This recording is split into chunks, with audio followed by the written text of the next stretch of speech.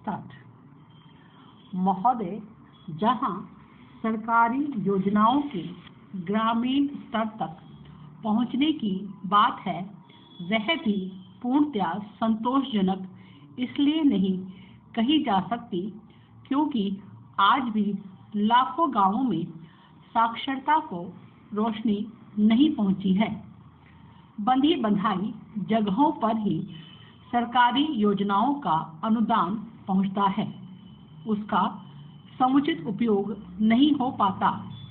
दुरुपयोग को रोकने की समुचित व्यवस्था नहीं है। इसलिए जो तंत्र जनता और सरकार के मध्य कार्यरत हैं, उसकी ईमानदारी तथा प्रयासों को सुनिश्चित करना एक अनिवार्यता है। महत्वपूर्ण यह भी है कि वे प्रयास वास्तविकता के कितने पास अथवा दूर हैं तथा उनमें सुधार की गुंजाइश कहाँ-कहाँ है।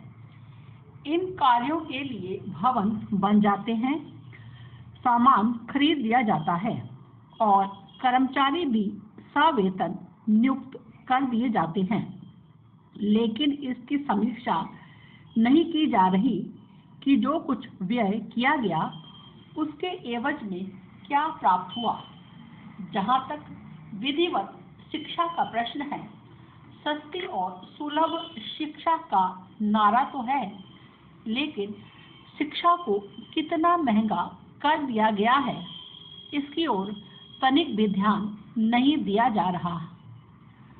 पाठ्य पुस्तकों के मूल्य, स्कूल शुल्क की वृद्धि तथा पोशाकों की महंगाई पर विचार किया जाए तो स्कूल शिक्षा की भी हालत खस्ता ही है। माँ बाप अगर अच्छे स्कूलों में दाखिला कराना चाहें तो वहाँ प्रवेश कराना चक्रव्यूह में प्रवेश करने जैसा खेल हो गया है। जहाँ तक निजी कोचिंग संस्थानों की बात है, वहाँ स्थिति अधिक विकट है। माता पिता बच्चों की अच्छी ऊंची शिक्षा के लिए इन प्राइवेट पब्लिक स्कूलों की ओर उमड़ पड़े हैं। अंग्रेजी माध्यम स्कूल ने माता पिता की इसी मजबूरी का फायदा उठाया।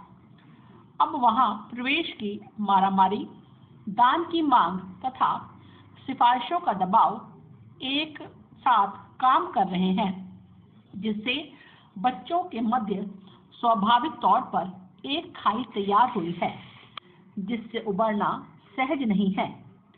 ग्रामीण शिक्षा व्यवस्था की हालत यह है कि वहां शिक्षक स्कूल में नहीं पहुंचते। वर्ष भर में 100 कक्षाएं ही लग जाएं तो बड़ी बात है, तो फिर साक्षरता और शिक्षा का लक्ष्य कैसे प्राप्त हो सकता है। बालिका शिक्षा का शोर प्रचार तो खूब है, लेकिन पारंपरिक भारतीय समाज में इस जड़ता को नहीं मिटाया जा सकता है, जिसमें बालिका को घर की चार दीवारी की शोभा मानकर औपचारिक शिक्षा तक से दूर रखा जाता है। फिर नारी शिक्षा सस्ती और निःशुल्क है, लेकिन यह जानकारी आम जनता तक नहीं पहुंची है।